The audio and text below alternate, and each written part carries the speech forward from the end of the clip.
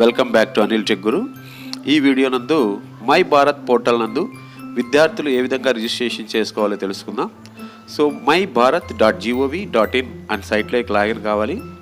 Login అయిన వెంటనే మనకి ఇక్కడ రిజిస్ట్రేషన్ అనేటువంటి ఒక లింక్ కనిపిస్తూ ఉంటుంది.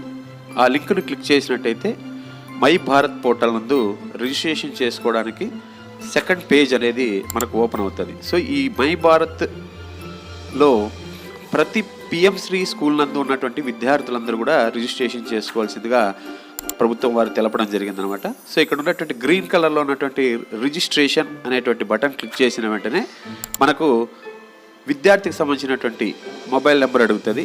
సో ఆ మొబైల్ నెంబర్ను ఇచ్చి గెట్ ఓటీపీ అనే లింక్ మీద క్లిక్ చేసినట్టయితే మనం ఇచ్చినటువంటి మొబైల్ నెంబర్కు ఓటీపీ రావడం జరుగుతుంది.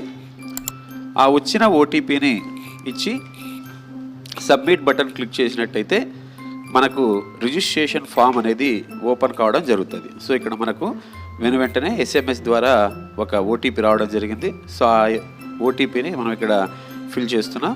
సో సబ్మిట్ అని క్లిక్ చేస్తేనే సో ఈ విధంగా మనకు అప్లికేషన్ ఫామ్ అనేది ఓపెన్ అవుతుంది. సో ఇక్కడ విద్యార్థికి సంబంధించినటువంటి పేరు, వారి ఇంటి పేరు, ఫస్ట్ నేము, లాస్ట్ నేము, తర్వాత విద్యార్థి ఈ మై భారత్ పోర్టల్ నందు తిరిగి ఎప్పుడైనా లాగిన్ కావాలనుకున్నప్పుడు ఒక పాస్వర్డ్ క్రియేట్ చేసుకోవాలి.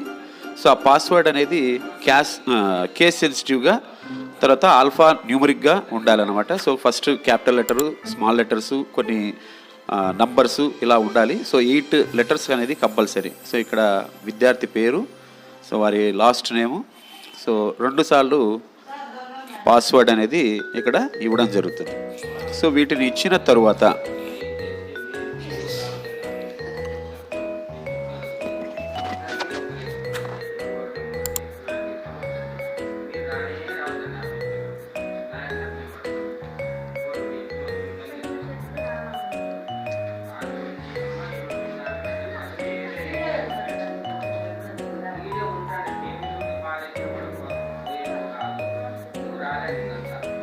సో రీటైప్ పాస్వర్డ్ అనేది రెండవసారి టైప్ చేస్తాం. సో తర్వాత ఇక్కడ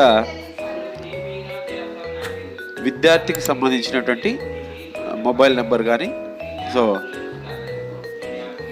డేట్ ఆఫ్ బర్త్ అనేది కూడా ఇక్కడ ఫిల్ చేయాల్సి ఉంటుంది. జెండర్ ఫిలప్ చేయాల్సి ఉంటుంది. తర్వాత డేట్ ఆఫ్ బర్త్ అనేది మనం ఇక్కడ ఇవ్వవలసి ఉంటుంది అనమాట.